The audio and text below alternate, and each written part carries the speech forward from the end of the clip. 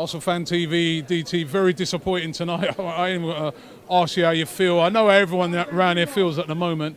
It's a massive opportunity missed. I mean, I don't know the final score in the Chelsea-Liverpool game. Did it end up 1-1? Yeah. So it ended up 1-1. So points dropped there. Tottenham dropped points. I mean, the opportunity was wide open there for us tonight to make up some ground on the leaders, to push a bit away from the teams that are, after us, and we blew it again. Welcome to the same old Arsenal, Robbie. It's the same every single season. You wonder why I pull out banners. I've told you. I've told everyone I don't want to be right. I've told you I want to be proved wrong. But I know I'm right. What went wrong today? Team selection. Round of applause to Arsene Wenger for the team selection. Yeah, well done. Let's take the whole pace out of the team that tore Southampton apart. Well done. He was always going to rest, though. No. Listen, he rested. Robbie, listen. Tonight, he rested a lot of players. I'm not listening to no fence sitting, no bullshit. No, Hey, shut the fuck up a minute, yeah? Seriously, shut the fuck up tonight. I'm not in no mood for no little dickheads chatting shit right behind my fucking head. Shut the fuck up, right? And don't cut that out either, because I say exactly how I see it, right? No bullshit, Robbie. Why was Danny Welbeck taken out the squad completely? No. Wait, Theo Walcott scores a hat-trick and then he's on the bench. He done the same thing to Lucas Perez when he scored a hat-trick in the Champions League. What does Lucas Perez have to do to start a game? Every single time. You've got your first choice right back fit and he's on the bench for Bambi. Yeah, well done. Well done, smart ass.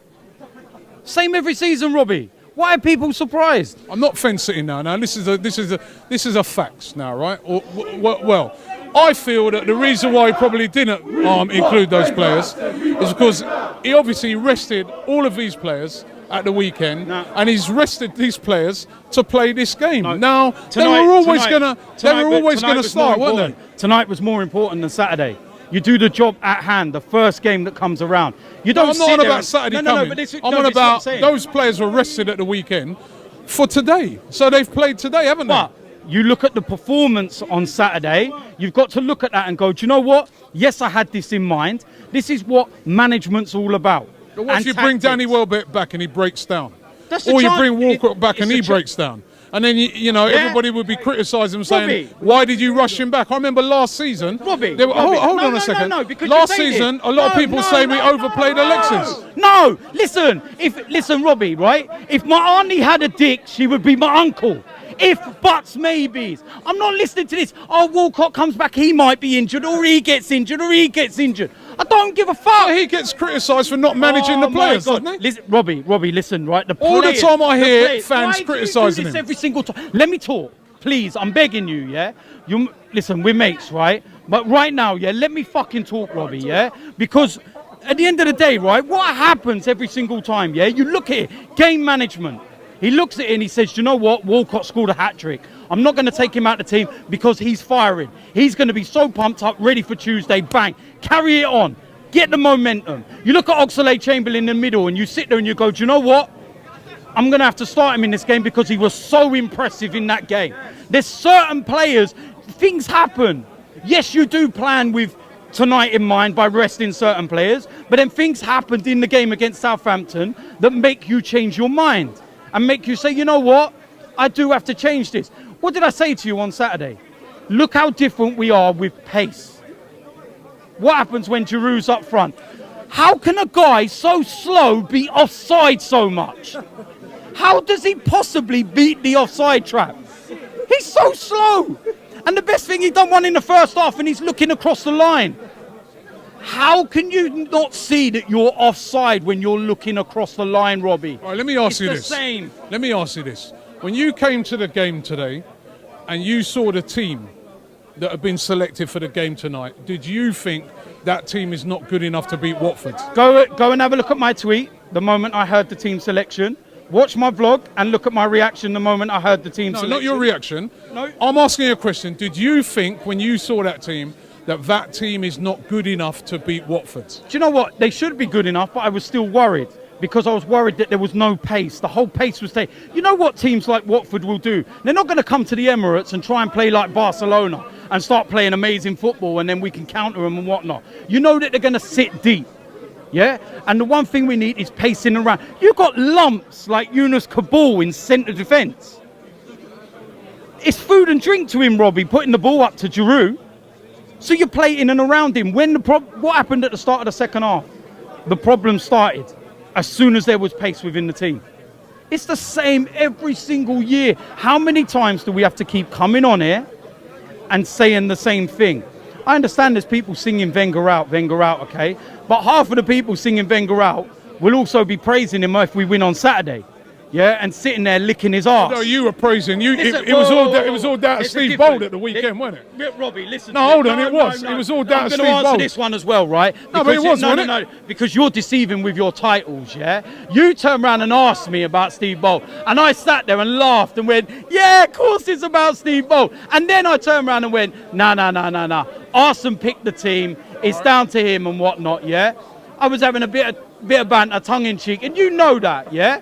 Arsene, it's not a stadium ban. So he's still actively a part of everything. He's still in there before the game. He's still in there after the game. If anything, sitting up where he is, he should have a better view of what's actually happening on the pitch. But yet he couldn't see it. Yes, there was changes at half-time, but the damage was done. Too little, too late. Right, weekend's coming. Oh, yes, great. Whoopie-doo. The weekend's coming. Now it's a must-win. It's a must-win. If the changes are made that you'd like to see, I'm being honest with you, I'd like to see. We've discussed it before. I want to see pace up front. If those changes are made, do you think this team has it in them to go to Stamford Bridge and beat Chelsea? You know what, Robbie? We got it in us to beat anyone, but we've also got it in us to do that.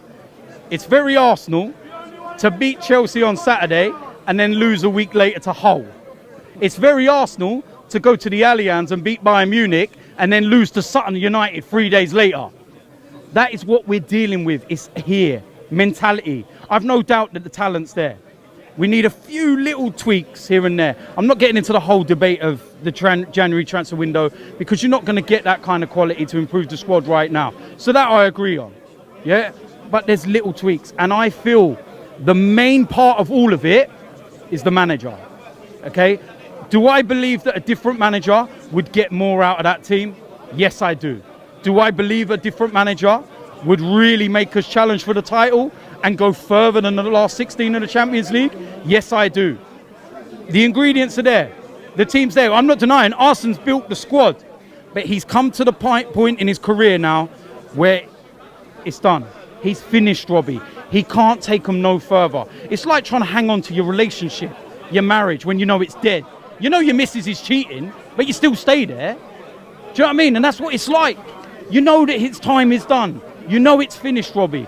But there's so many deluded people that hang on because they hang on to the invincibles and they hang on to the good times.